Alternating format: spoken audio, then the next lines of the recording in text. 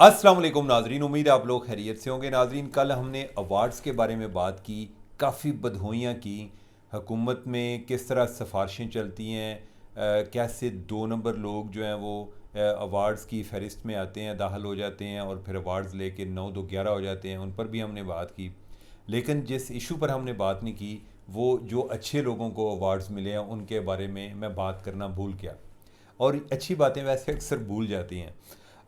इस दफ़ा जिन लोगों को रिकग्नाइज़ किया जा रहा है उसमें दो डॉक्टर्स हैं जो कि इस टाइम दुनिया में नहीं हैं, लेकिन जो उन्होंने कारनामा सर अंजाम दिया, जो उनकी कंट्रीब्यूशन है, वो पाकिस्तान के लिए बहुत अहम है। अगर वो डॉक्टर अपना किरदार अदा ना करते तो शायद आज पाकिस्तान ना होता। और नाजरीन, ये दोनों डॉक्टर इंडिया से थे, बम्बे में क़याम पज़ीर थे और ये पारसी थे। लेकिन ये कायद-ए-आज़म मोहम्मद अली जिन्ना के मुआलिज थे। लेकिन उससे भी जो इम्पॉर्टेंट बात है वो ये है कि कायद-ए-आज़म जो है वो बहुत ज़्यादा बीमार थे, यानी कि जानलेवा किस्म के अमराज का शिकार थे। अंग्रेज़ को इस बात का पता नहीं था और इस बात का लॉर्ड माउंटबेटन ने बाद में ज़िक्र भी किया कि अगर हमें पता होता कि कायद जो है, जो मोहम्मद अली जिन्ना हैं, वो बस 1 2 सालों के मेहमान हैं, तो हम तकसीम का अमल वैसे ही डिले कर देते। लेकिन इन डॉक्टर्स ने अपनी पेशा वराना ज़िम्मेदारी समझते हुए अपने मरीज़ की कॉन्फिडेंशियलिटी को मेंटेन किया। उन्होंने वो बात कहीं किसी को पता ही नहीं चलने दी। उन तक भी लोग आते होंगे, पूछते होंगे, लेकिन वो कभी भी उन्होंने ऐसा नहीं किया। और वो इस लालच पर भी नहीं कर रहे थे कि उन्होंने कोई पाकिस्तान में जा मुंतकिल होना था, और वो इस लालच में भी नहीं कर रहे थे। शायद उन्होंने कभी तवक्को भी नहीं की होगी कि कोई 80 साल बाद पाकिस्तान उनको इसलिए रिकग्नाइज़ करेगा कि उनके बानी को उसके बारे में, उसके जो मेडिकल सीक्रेट्स हैं उसको उन्होंने आउट नहीं किया। ऐन मुमकिन है कि इंडिया में शायद उनका ये अमल जो है वो कोई ऐसा एक हुब्बुल वतनी पर मबनी ना हो, यानी कि उनके ख्याल में तो शायद ये गद्दारी का अमल हो। खैर, इंडिया जो है, यानी कि ये तो उस टाइम ब्रिटिश इंडिया की मैं बात कर रहा हूँ। लेकिन यह है कि ये किसी भी डॉक्टर की बड़ी एक पेशा वराना ज़िम्मेदारी होती है। और इन डॉक्टर्स को अभी रिकग्नाइज़ किया जा रहा है, उनको अवार्ड दिया जा रहा है। इसके बारे में एहसन इकबाल, जो कि अवार्ड कमेटी के सरबराह हैं, उन्होंने एक ट्वीट के ज़रिए इस चीज़ को वाज़ेह किया या ये इन्फॉर्मेशन शेयर की। इसमें हमारे डॉक्टर्स के लिए भी सबक है। हम क्या देखते हैं, इधर कोई भी बंदा, कोई भी पब्लिक पर्सनैलिटी जब किसी हॉस्पिटल में जाती है तो उसकी सारी मेडिकल रिपोर्ट्स भी बाहर आ जाती हैं।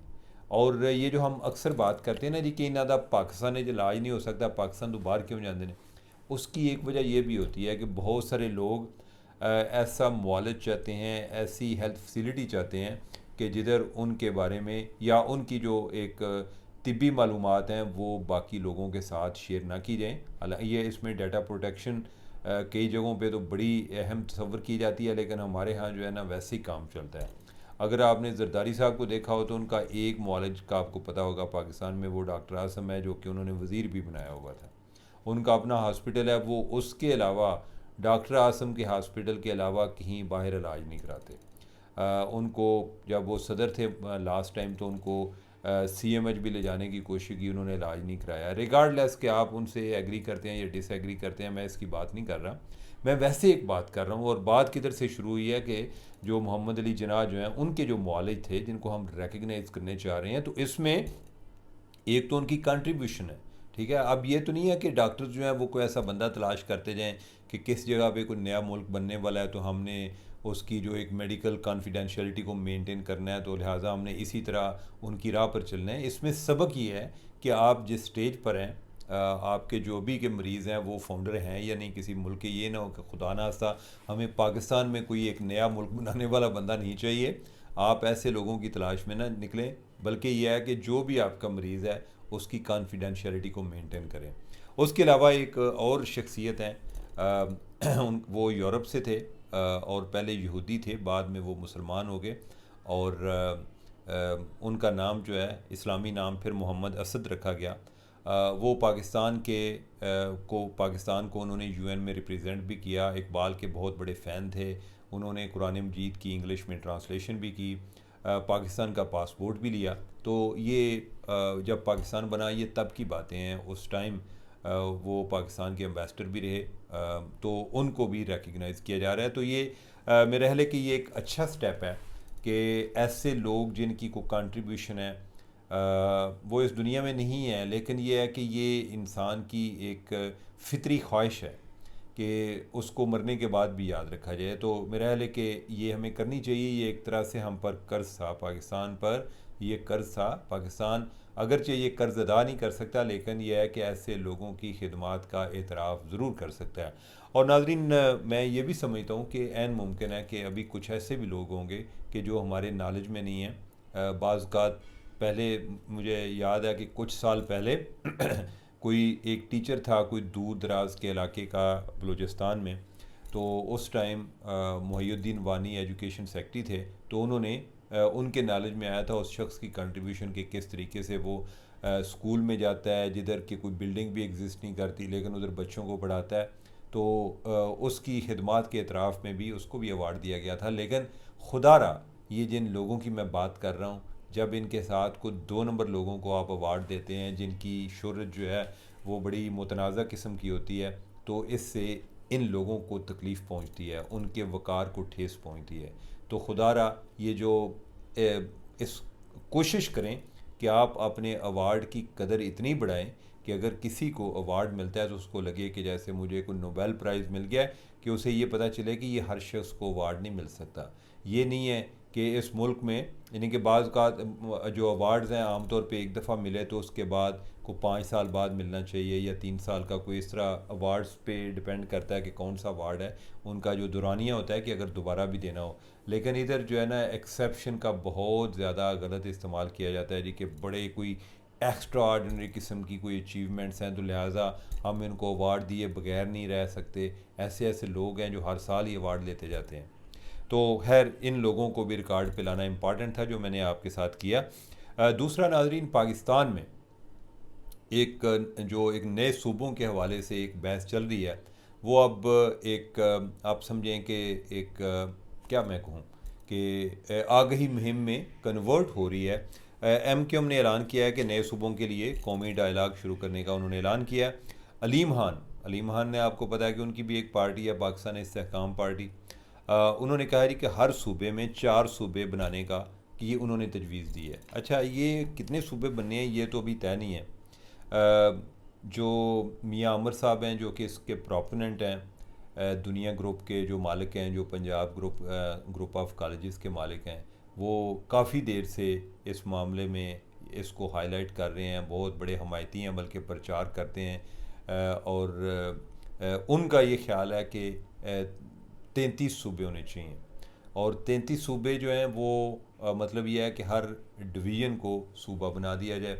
आज कोई और शख्स थे, उन्होंने कोई आर्टिकल लिखा हुआ है, वो कह रहे थे जी कि नहीं, डिवीज़न तो में तो फिर भी कोई 4 ज़िले आ जाते हैं, किसी जगह पर 5 ज़िले आ जाते हैं। वो कहते हैं कि हर ज़िले को नया सूबा बना दिया जाए। अब ये जो है ये कह रहे हैं कि 4, यानी कि इनका मतलब ये है कि 4 सूबे, एक सूबे के बनाए तो उसका मतलब है हमारे 4 सूबे हैं, तो ये 16 की बात कर रहे हैं। MQM का एक ज़ाती मुफाद भी है, कोई ऐसी गलत बात भी नहीं है। ज़ाती मुफाद का मतलब यह है कि वो काफ़ी देर से वो कराची की बात करते हैं कि उसको अलग सूबा बनाया जाए। इस पे पीपल्स पार्टी वाले बहुत ज़्यादा खफा होते हैं। तो आई डोंट नो कि ये बहस किस नतीजे पर पहुंचेगी। मैं कोई बहुत ज़्यादा पुरुमीद नहीं हूँ इस बहस के हवाले से। यानी अनहोनियाँ होती हैं, कोई हो सकता है, मैं कोई हरफ आहर नहीं हूँ, लेकिन मुझे नहीं लगता कि इधर तक बात जानी है। मैं बार बार यही रिक्वेस्ट करता हूँ कि खुदारा आप जो है ना, कोई एक नवा काम शुरू करने की बजाय, एक नवा कटा खोलने की बजाय, बेहतर यह है कि आप डिस्ट्रिक्ट गवर्नमेंट्स को फाल करें। वो आसान, कदरे कदरे आसान, जो आपने नए सूबे बनाने हैं, एक नया इंफ्रास्ट्रक्चर, फिर आप कहेंगे जी देखो जी सूबा जी बने हैं, तो सूबे को तो कायम होते हुए और वो ट्रांजिशन से गुजरते हुए अभी 20-25 साल लगेंगे। आप इसको तजर्बात की नज़र करने के बजाय डिस्ट्रिक्ट गवर्नमेंट्स को फाल करें। हमारी बहुत बड़ी बदकिस्मती है कि पाकिस्तान में लोकल बॉडी सिस्टम के प्रचार करने वाले, प्रोपोनेंट्स, इसको इंट्रोड्यूस करने वाले हमेशा से आमर रहे हैं। ये जमहूरी हुक्मरानों का काम होना चाहिए था। लेकिन ये हमेशा आमरों ने किया है, जिनको हम आमर कहते हैं। जो अयूब खान है, यानी कि वो बेसिक डेमोक्रेसी का कॉन्सेप्ट लेकर आया था। बाद में जो मुशर्रफ है, इसने जो लोकल जो नाज़मों वाला सिलसिला शुरू किया था, को बुरी चीज़ नहीं थी, लेकिन ये है कि हमारे जब सियासतदान इनके पास दोबारा से पावर आई तो इन्होंने कहा कि ये किसी आमर का कानून है। ऐसा है कि जिमें यानी कि इन्हों का कोई इन्हें कभी कोई उनके साथ कोई कभी ताल्लुक ही नहीं रहा। यानी कि ये शो करते हैं जब चीज़ को ख़त्म करना होता है ना, तो ये बड़ी एक लोगों के दिन में नफ़रत पैदा करने की कोशिश करते हैं। लेकिन ये असल में अपनी आमरीत को बचाने के लिए एक आमर के कानून को ख़त्म कर रहे थे, जो कि जमहूरियत के हवाले से था, जो कि इख्तियारात को निचली सतह तक मुंतकिल कर रहा था। अगर वो आमर का भी था, अच्छी चीज़ थी, उसको रख लेते, आप उसको इम्प्रूव कर देते। वो कहते हैं जी कि आमर ने सही तरह से कानून नहीं बनाया, हम इससे भी ज़्यादा इख्तियार देते हैं ना, ये नहीं चाहते। एक और बड़ी मुनाफ़कत है, और वो ये कि चूँकि जो ज़्यादातर सियासतदान हैं, इन्होंने कोई काउंसलर तो बनना नहीं होता, इन्होंने बनना होता है या चीफ मिनिस्टर बनना होता है या इन्होंने प्राइम मिनिस्टर बनना होता है। लिहाजा आइन में तीनों तरह की गवर्नमेंट का जिक्र है, फेडरल गवर्नमेंट, प्रोविंशियल गवर्नमेंट और लोकल गवर्नमेंट। लेकिन जो एक इलेक्शन के हवाले से है कि कितनी देर में इलेक्शन होना चाहिए, वो आपको आइन में ज़िक्र नज़र आएगा, या प्रोविंशियल इलेक्शन का या फेडरल इलेक्शन का। उसमें इन्होंने बल्दियाती इलेक्शन के बारे में कोई एक हद नहीं रखी कि कोई मुद्दत मुकर्रर नहीं की जी कि 90 दिन के अंदर अंदर वो बल्दियाती इलेक्शन होने चाहिए। एक और इनकी मुनाफ़कत देख लें कि नेशनल NFC, जो नेशनल फाइनेंस कमीशन अवार्ड है, NFC अवार्ड, उसके ज़रिए तमाम सूबे पैसे लेते हैं, लेकिन इन्होंने अपने प्रोविंशियल फाइनेंस कमीशन अवार्ड नहीं बनाए, जिसके ज़रिए हर ज़िले को उसका हिस्सा जाना चाहिए। ये चाहते ये हैं कि इन्हों का मतलब भी यह होता है कि साड़ी भी डिक्टेटरशिप होनी चाहिए है ना। और इनकी नज़र में भी जमहूरियत का मतलब यह है कि ताकत का हसूल, इससे ज़्यादा ये नीचे जमहूरियत आगे कोई पावर ट्रांसफ़र करने की हक़ में भी नहीं है। और ये बड़ा अनफॉर्चुनेट है, इसीलिए बाहर से डंडा आता है या कोई फ़ौजियों से डंडा आता है तो फिर ये इधर उधर जगह तलाश करते हैं कि अब हम किस तरीके से इसका को हाल तलाश करें। और राय आमा ये हमवार करते हैं जी ये सियासी लोगों का काम है। और यार तुसी अपने आप करते क्यों नहीं हो, सियासी लोगों का काम है आप किया करो, ये आपके फ़ायदे की। अगर आप वाकई अवाम के नुमाइंदे हैं तो अवाम के, ये अवाम के फ़ायदे में है कि जो डिस्ट्रिक्ट बॉडीज़ लोकल गवर्नमेंट्स हों, लोगों का कथारसिस हो जाएगा। नहीं नहीं, कोई नहीं इसकी परवाह ही नहीं करते। अब नाजरीन जो है, यानी कि हमारा एक और इशू जो कि सुन के आपके कान पक गए होंगे, ये ईरान अमेरिका वाली जंग जो है। अब कल मैंने आपको बताया था कि ईरान ने इल्ज़ाम लगाया कि उनके 3 पायलट कतर के पास हैं। कतर आंदा है कि अल्लाह दी सौं मेरे को पायलट नहीं है, थोड़े वो आंदे ने नहीं थोड़े को पायलट ने, आप जो है हमारे लोगों को इजाज़त दें, वो आपके जाके ना अंदर चेक करेंगे कि आपके पायलट किधर हैं हमारे। और उसकी बैकग्राउंड ये है कि ये को बात जंग के आगाज़ किया है कि उस टाइम इन्होंने कोई कतर पर हमला करने की कोशिश की, और उन्होंने जवाबी हमला किया, जिसमें कोई एक पायलट जो है, बल्कि मेरे ख्याल 2 जहाज़ आए थे और दोनों तबाह कर दिए, ईरान के दोनों जहाज़ तबाह कर दिए। एक पायलट के रिमेंस मिल गए, बाकी जो है ना कोई 3 थे गालिबन, उनके नहीं मिले। तो वो कतर का कहना है जी कि हम इनको तब से कह रहे हैं कि वो जिसकी कोई बाकियात हमें मिली है वो आप वापस ले लें, वो ले नहीं रहे। तो हमें साथ ये भी कह रहे हैं कि दूजे भी थोड़े गोल ने, तो हमारे पास तो है नहीं है। तो ये एक नई बहस शुरू हो गई है। अब अंदाज़ा लगाएं कि कतर इस केस में सालिस भी है। तो ईरान के भी कोई मामलात इतने ठीक नहीं है, कोई हमसाया इससे खुश नहीं है। ठीक है, हर एक के कोई तहफ़्फ़ुज़ात हैं, या कोई रिज़र्व है, या कोई अपना आप को बचाने की कोशिश कर रहा है। हमने भी बड़ी देर बाद आके दोबारा से कोई एक ताल्लुकात में गर्मजोशी पैदा करने की कोशिश कर रहे हैं। ईरान जड़ा है ना, बस इंजी है कि जिमें जिमें कल्ले पुत्र वाली आदत होंगी ना, वो ईरान दी आदत ने कि वो समझता है कि इस रीजन में मैं चौधरी हैं, यानी कि चौधरी उसको मानता को नहीं है, लेकिन वो कहता है चौधरी मैं, और दूसरों को सुकून से वो भी आराम नहीं करने देता। दूसरा ये है कि इसराइल जो है वो अब लग रहा है कि जैसे ट्रंप के कंट्रोल से बाहर निकल रहा है, और उन्होंने हिजबुल्लाह के ठिकानों पर दोबारा से हमला शुरू कर दिया है, जिसके बारे में पहले उन्होंने कहा था कि ख़बरदार किसी ने हमले किए। तो ये जंग जो है ना, बस अब मैं भी थक गया हूँ कह के कि ख़त्म होने वाली नहीं, ये बस चलेगी। और जब तक ये दोनों पार्टियाँ थकेंगी नहीं, और जब थक जाते हैं ना तो उस टाइम मुज़ाकरात पे आ जाते हैं, फिर जो साह ले लेंगे थोड़ा देर, फिर लड़ना शुरू कर देंगे। तो बस ये अब जो है ये एक न्यू नॉर्मल है हमारे साथ चल रहा। तो नाजरीन आज के लिए इतना ही काफ़ी है। मुझे दें इजाज़त। अल्लाह हाफिज़।